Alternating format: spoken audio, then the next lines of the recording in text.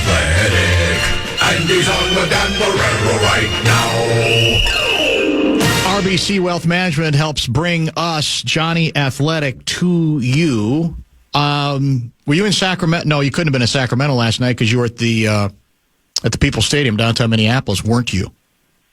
That is correct. I didn't have the private jet to get me to Sac right afterwards, It's a matter of time. Unfortunately, so we watched it from home. That's a matter of time. All right, so something moved you in the JJ body language, and it's created a lot of polarizing thought here because regarding his response on the interceptions, there's some people who are saying, well, he knew on one of them that the player was down and ultimately was going to the play was going to be brought back there, and that there's too much hyperventilation on it. You stand by your position because it certainly appeared, based on what I read of your piece, to disturb you greatly.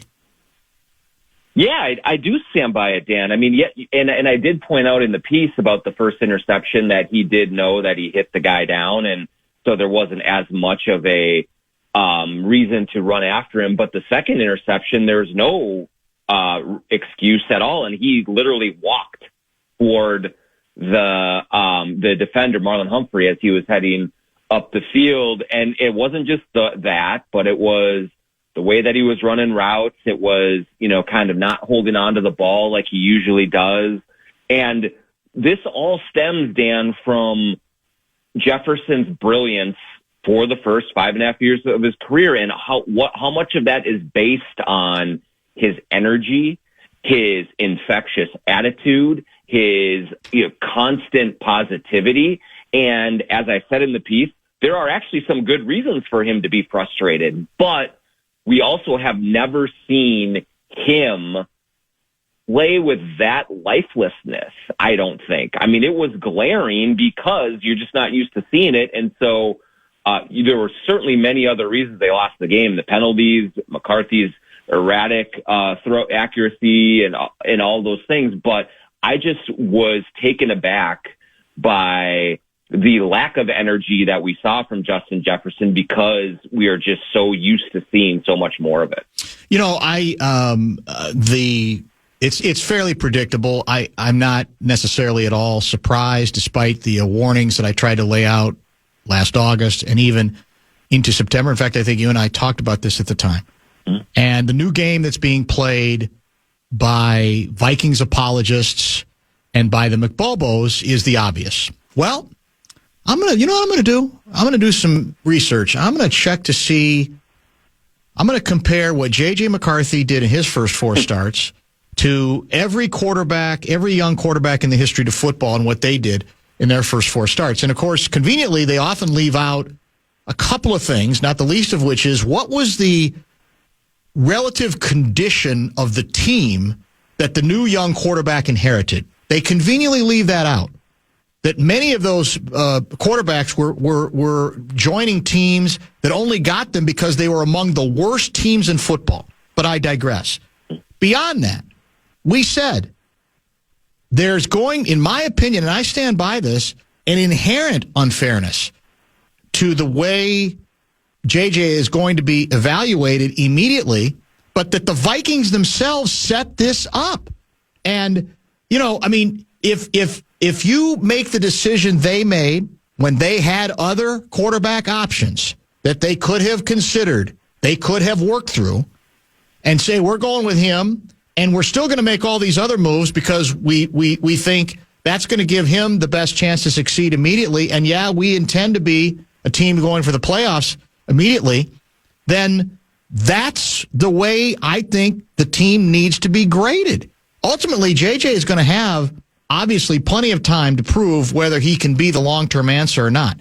But this was set up by the Vikings to where I believe it was absolutely fair to grade on, what, if you want to classify it as, an unfair curve on the basis of the infrastructure around him, the team that he was inheriting, compared to many of these other situations, starting with Caleb Williams, Michael Penix, a number of others of those as well. We still should be allowed to evaluate in real time the way he looks, that's very different than saying cut him. It's very different from saying you give up on him. But you can, if it makes people feel better to play this game, go ahead. But that has nothing to do with the reality that the Vikings themselves set up. Correct, Dan. And I'll say this: yesterday, there's nothing that was surprising to me about that performance from JJ McCarthy, because just given the context of he is making his fourth start, he is still trying to figure this out. This is what you signed up for when you decided to put a young quarterback out there on a team with playoff aspirations. And what we have talked about the whole time is there's two things that really stood out about the Vikings plan and their belief that, hey, we can be a team that does go into the playoffs, that does have success in the playoffs with this quarterback because of the well-coached infrastructure, because of the guys we are going to sign with the extra money that we would have given Sam Darnold or someone else. And that is what is going to allow us to expedite the growth curve for J.J. McCarthy and get into a position where we're winning at a high level fairly quickly. And what happened yesterday was you got a performance that you should expect from a young quarterback. Some really nice plays, sometimes where he's breaking the pocket, where he's making throws down the field, really accurate, and some plays that are like, whoa, this is not nowhere close to where it needed to be. This is erratic. He's making the wrong decision. He's missing guys that are open, those types of things. But the safety net was always supposed to be, we're going to be very well coached, very well schemed. We're not going to beat ourselves. And we're going to have Ryan Kelly, Will Fries, Javon Hargrave, Jonathan Allen, all these guys that, Isaiah Rodgers that we're going to sign that are going to make such a big difference around J.J. McCarthy that this is going to be really, really good. And what we saw yesterday was a ton of penalties, pre-snap, all of those mistakes that were happening. We saw Justin Jefferson be a little bit lethargic for whatever reason. Hargrave and Allen have not really been living up to the deals that they signed. Rodgers had a really good one game, and that's it. Ryan Kelly's been injured. Fries has been okay. But, all of the things that were supposed to be rock solid around him have been hits and misses so far this season. And that's kind of where they are, why they are where they are right now.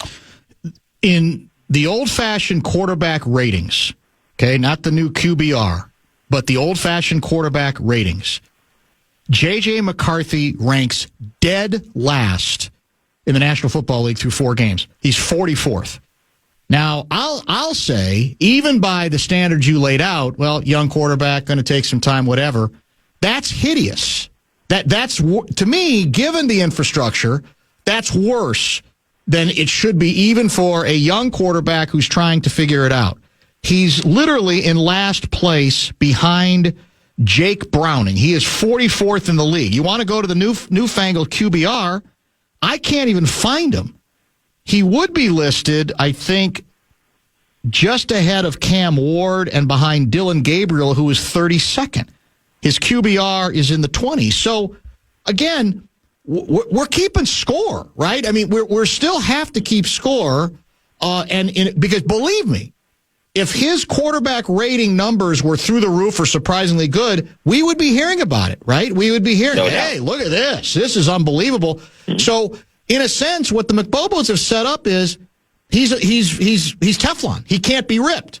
If he does well, we have to praise him, which many of us did as recently as a week ago for some very nice stretches.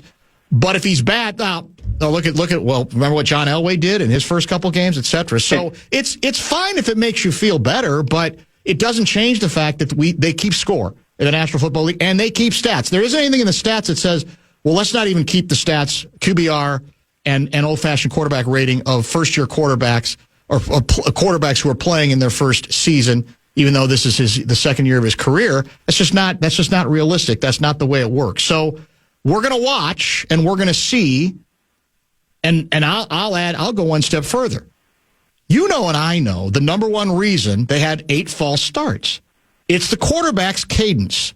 Let's just again be clear about this. There may have been individual ones that had something to do with something else, but there's a disconnect in terms of what they're asking him to do, or how they're asking him to do it, or how he is trying to execute whatever they're asking him to do. Is it another example of the head coach as quarterback whisperer trying to be too cute and expecting too much from him? Hey, let's see if we can draw people off sides when he can't even do the basics right now. I don't know the answer to that, but let's be clear. That's why his cadence is throwing off people who ordinarily do not false start as often as they did.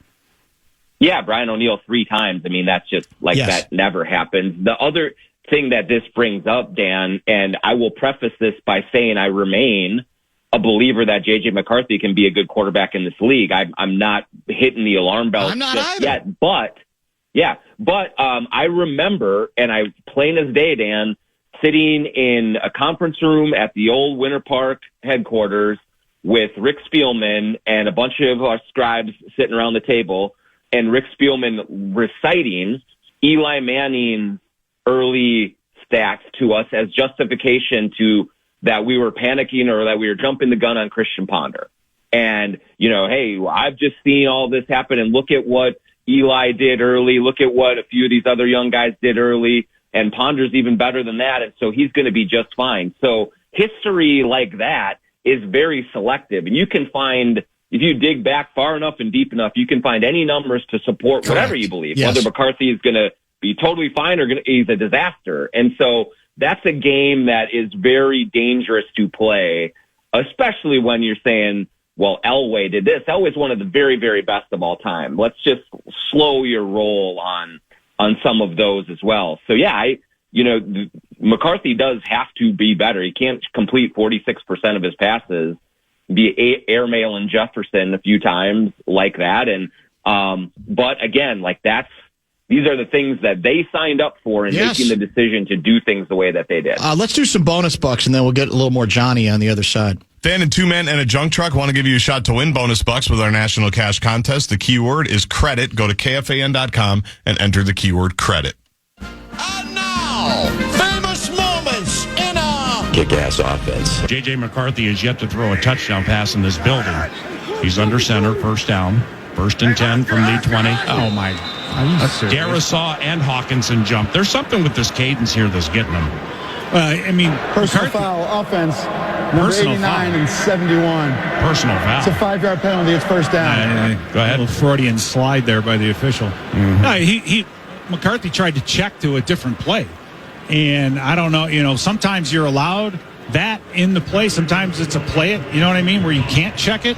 And they were ready. The whole entire offensive line was ready for the snap, and a lot of them were moving. So, to me, from this angle, it looked to me like it was a mistake made by McCarthy. Join us again for another famous moment in a kick-ass offense. It's a play.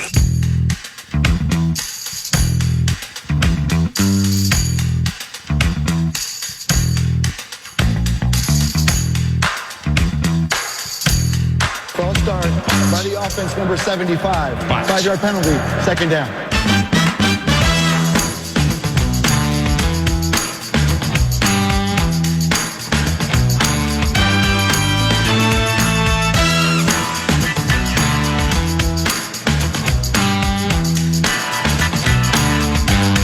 It'll be a long year, I can see that. It might even be a long 3 or 4 years. This is from 518 guy. He won 2 games already. He's going to be elite. How you people can't see it, you're clueless. The come-from-behind factor is more important than putting up a lot of yardage. Who said anything about yardage? QBR stats aren't just about yardage.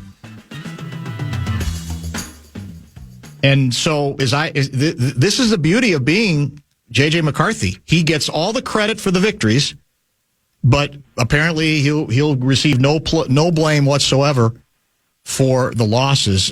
Johnny, let me ask you about something else. Let me find the talking point here and see if we can get to it. This one I classify as, why doesn't KOC like success. J.J. McCarthy in his second home regular season start goes under center. 1st and 10 from his own 21. Jones, the tailback, and he gets the call. Nice hold to the right side. He hits the 20-yard line. Then Roquan Smith and another Raven are able, Okoye, to bring him down after a gain of 6. 1st and 10, 2 tight ends off to the right. Hand off Jones. He goes that way. Past the line of scrimmage, gets to the 30. Scoops to the 35, now the 40. And that's where he stopped at the 41. Aaron Jones, speedy with that 17-yard run. And Paul, what a shot in the arm. Coming out of halftime, you hand the football off one time and you get the first down. That's what Aaron Jones has been given this offense the last couple of weeks. And despite the shoulder being nicked up, he's out there just beautiful cutback running. Vikings 3 of 7 on 3rd down. This is 3rd and short. 2 tight ends, they're balanced, offset eye right. McCarthy on 3rd and 1's going to pass from under center. He's going to go deep. Jefferson fell, and Marlon Humphrey picked it off at the 5-yard line. The veteran Marlon Humphrey heads up the field, lazily to the 15. Now he sprints 20-25.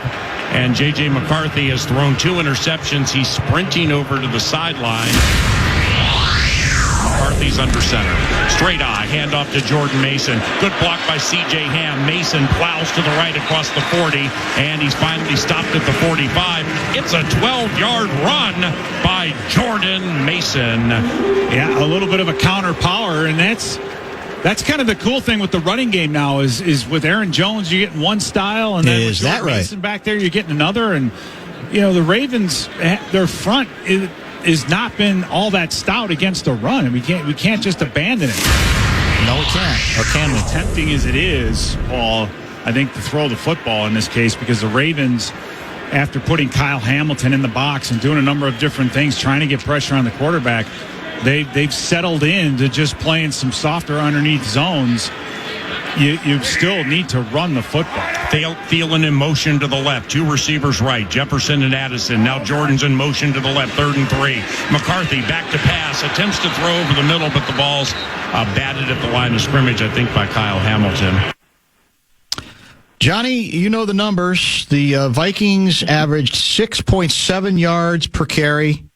They only ran 18 times. They never ran, I don't believe, even once on 3rd or 4th down. Now, I don't expect them to run on 3rd and 9, or there are some teams who do run when it's 3rd and 5 or 3rd and 6 or 3rd and 7. But we're back to helping out the kid quarterback get on his feet. And I'll say again, there's no one with a straight face who's going to tell me that this head coach, with his stubbornness on wanting to look like the cool quarterback coach, is doing that. I don't believe that he is, and I thought we saw it again with not one, but 2 running backs who are running very effectively. Now, I get it when you're down 14 or you're down 15. Obviously, everything kind of changes at that point. But the truth is, there are a lot of teams that will still insist on we're still going to run the ball some. We may not run it 4 straight plays, but we're going to continue to mix that in, and that's just not anything that he's interested in doing. Yeah, no, I mean, the one caveat I will give him is that when you do have as many pre-snap penalties as they did, it's a lot of 1st and 15s, and that makes it more difficult. But the kind of one of the hallmarks of Kevin O'Connell's tenure so far as head coach, which has been successful, he's winning games, doing things, but he runs the ball begrudgingly. Like, that's what it is. We remember his first season where it was Alexander Madison, basically like a complete dismissal of the running game entirely. And I think that if he had a perfect day, they would run twice and throw it 60 times and win the game that way. That's just the way that he's wired, the way that he is built. But, it is damaging the Vikings' chances of winning, especially when you look at in the context of a game. I mean, Aaron Jones looks great right now. He really has come off of that injury, is moving well. He's explosive. He is making a difference in the running game when the ball is in his hands.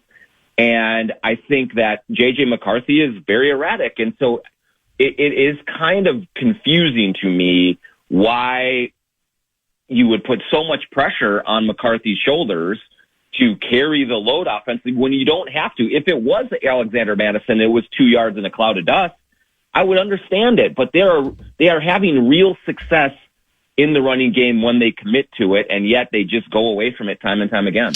So there's a lot of discussion about the 3rd and 1. This is in the first drive of the second half. I think that Garzi had much of that drive covered. The runs early, because that drive indeed started with a 17-yard run by Jones, then a 5-yard run by Jones, then a 4-yard pass to Addison. So it's now 3rd and 1 at the 50. And I ordinarily, if you take the head coach at his word, I ordinarily would say, I got no problem trying a pass play on 3rd and 1, as long as I'm certain that you are going for it on 4th down. And by the way, and this is the thing I don't know that he owned up to, you're going to run the ball on the 4th and 1. Because knowing him, he was going to pass it on both plays. But I will add this caveat to your point about the position that the team is in at this point. The game is getting shaky, right? The lead has been cut to 1. Yes. It's now 10-9. They have a decent amount of momentum. So as much as after the game, you heard the head coach say what? We got to balance this out. We still got to let them learn, and we got to try to make some plays. I will continue to say, if you want to do your quarterback in that situation a favor, that's not the time you pick for that play. You run it again, and I get it. It feels like it's a wasted opportunity the way you like to run offense. But I think you got to pay attention to time and place. And to me, the best favor you do for your quarterback there is get another first down and start the whole process over again. And that's why I didn't even like that call, even if I generally say, yeah, if you know you're going to have 2 downs to get the yard, go ahead, fling it on one of those. But in that circumstance, I'm not sure that I even would have done that then. And I ultimately, he doesn't know that the player that JJ's going to trip, right? Jefferson's going to stumble. But to me, it's another great illustration of where I just don't trust his desire or enjoyment in just letting somebody pound the ball for 7 yards. Mm-hmm. Yeah, I think that, when you look at that play, so much of it was right? I mean, you got Jefferson one-on-one, you all going down the field, you have that 4th down, and I do think today Kevin O'Connell did clarify that he at least he said that he had a run in the chamber, basically. Of course he did. Down. And of course, you're going to say that. But I'm with you on that point of reading the game, reading your quarterback, and reading the defense, all of those things, to just say, not to mention, Dan, that this has not been a good short yardage team all season long. So you may need 2 cracks at it to get the first down on 3rd and 1, and if you're just running it. And so even if you go for it on 4th and 1, where the defense would presumably load up a little bit more against the run, that might be hard to pick up. So I think that at this stage of J.J. McCarthy's career, what you want is to build successes throughout the game. Just get them feeling comfortable and confident and keeping things simple. And if that means, we don't want to baby him, sometimes you might have to baby him early on, and just not give him too much to chew on and let him find some success and some rhythm. The first drive was really good, really impressive, but you still got to build on that. And he has a knack so far for kind of going dormant through the 2nd and 3rd quarters. And so when you have an opportunity to extend the drive, and when you're running the ball as well as you are, kind of leaning into that, I think is important right now. There will be times, hopefully, in the future where McCarthy has much more command, where everything is hitting on all cylinders, and then you can get loose with it and you can let it fly. But just right now, at this stage of his development, I don't know that he's ready for that. What is 72 divided by 13? I'm going to do it. I got a calculator. I'm ready because I don't trust myself. No, I have no chance at that one. 72 divided by 13 equals 5.5 yards a carry. Those are the numbers related to Jones and Mason, because McCarthy had 5 carries for 48, and a couple of people are saying, well, the number's not as gaudy as you're making it sound on the ground game. By the way, I don't mind including McCarthy in the ground game. I don't mind using his legs on even on a 3rd and 1 or a 3rd and 3, because we had a bunch of downs like that where we never even considered. We don't even consider running the ball. But those are good numbers for the 2 running backs, 5.5. And again, I think it's almost criminal that the 2 running backs totaled 13 carries. It just, you look at the way. Now, I know Baltimore's built different, but look what they did once they got ahead in that game. And they almost refused to throw the ball until actually I thought, did throw the ball too much late to help give the Vikings that last chance. But they just kept pounding is what they did. And here's another thing. If you have 3rd and 4 or 3rd and 3, you can run. And even if you get 2, then it's 4th down and you have something to think about. But maybe that 4th and 1 is, I think we're afraid he has no interest in even throwing it on or running the ball on 3rd and 4. That's not illegal in this league. You don't want to do it all the time, but there are teams who do it actually quite effectively. There is no one who can have a serious conversation about that football game and say, well, actually, Aaron Jones and Jordan Mason only averaged 5.5, so it's not that big a deal. You watched that game and the way that it was going, they were getting whatever they wanted in the run game. And the juice with which Aaron Jones was playing was palpable. You could just see it. Yes. He was fast. He was explosive. He was quick. He was ready. And if you want to limit his pitches, if you're worried a little bit about his injury, Jordan Mason is going to be fine, especially in the 3rd and 1 situations. Yep. So, we can have debates about play calling and all those things, but I really don't have a whole lot of time for someone that says, well, actually, Aaron Jones and Mason weren't all that good. It was mostly J.J. McCarthy padding that stat. That's not what was happening in that game. No question about that. We're very late. Thanks, as always, for the time. Wolves, we're going to get to next time we have you on. I'll throw in one question for a 30-second answer. There are Wolves fans who want to know if there's any reason to think that there might be some Ja Morant steam in the Minnesota Timberwolves future. Yeah, not right now, Dan. I mean, I do think that Tim Connolly's really aggressive. So if they are flailing around, late December, early January, they could revisit it. They are monitoring it, as Sam Amick reported with us, with The Athletic. And I do think that they've had some cursory stuff to just thinking about it, but they're starting to come around a little bit. They got to play a good team. But I don't think they're ready to pull a trigger like that. And lastly, a deal for Ja Morant with all that money, with the second aprons and stuff, is just very hard to pull off if you don't have a ton of picks, and the Wolves do not. So I wouldn't hold my breath if I were Wolves fans, but we'll see if it gets real, if things go off the table, late in December and they're desperate for something. Thank you, Johnny. We'll chat soon. All right. John Krasinski, Jonny Athletic. Quick pause. Lieber later this hour, and a thrifty traveler guy in the 5. And now, famous moments in a Kick-ass offense. We've barely seen him since. All right, first down. 1st and 10 from the 41. Flag. Ball start Vikings. Come on. This is what I'm talking about. Join us again for another famous moment in a Kick-ass offense.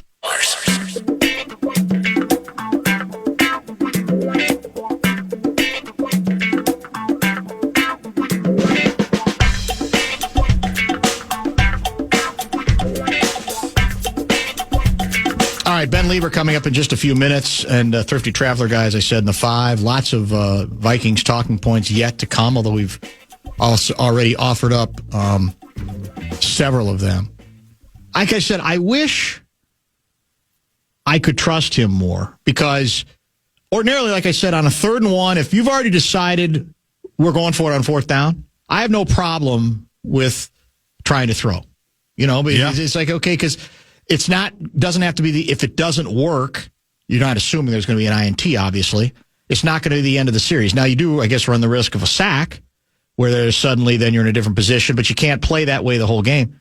I just, I'd like to believe him when he says I had a run dialed up for 4th and 1. If we didn't get the first down, that's why I felt like we got, 2 downs to get this. Let's try something. This is where you try to give any quarterback a chance to sort of make a play. I just don't trust him enough to do that. Somebody had texted Shanahan in San Francisco developed a 7th-round QB in Brock Purdy by allowing him to manage the game, including short throws on a running game. O'Connell has to adjust his lenses. He does not have Matt Stafford under center. That's well put. I think, and eventually he might.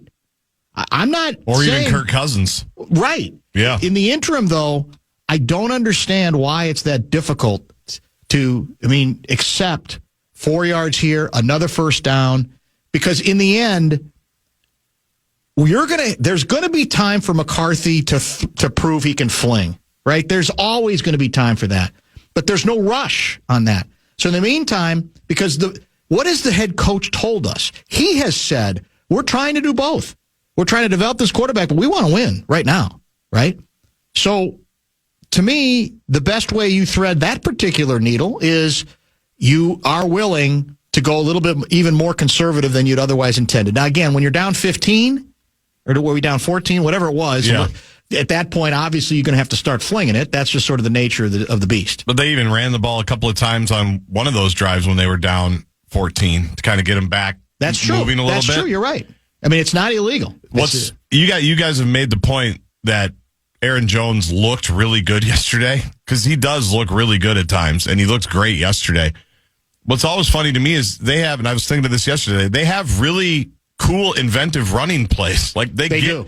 Yes. They get him the ball, and it's the one cut thing that Bursic was talking about, and it just looks effortless. Yeah, forget us. You heard it from Bursic. Yeah. A couple times before the outcome was known, saying, we can't forget about the run, Paul. Last week, they gave Addison a carry. Yeah. Right, on a huge play on 3rd down, and he picked it up. There's so many different ways to move it. It is crazy, though, how this has become such a thing. Yeah. Just the refusal. Somebody had the numbers, it's like 7 of 20 passing, and like 4 times they've run the ball in those situations. It's not that dramatic, but I'm not that far off. No, not that far off at all. Are you losing your voies, by the way? Sounds like you got a little raspiness. It's cold in the air. Yeah, that's true. It's that time of year. Load management. Ben Lieber, we'll get his reaction to yesterday's festivities. Maybe he'll help us prepare for an interesting Monday night encounter involving an NFC North opponent as well. And now, famous moments in a Kick-ass offense. We've barely seen him since. All right, first down. 1st and 10 from the 41. Flag. False start, Vikings. Come on. This is what I'm talking about. Join us again for another famous moment in a Kick-ass offense.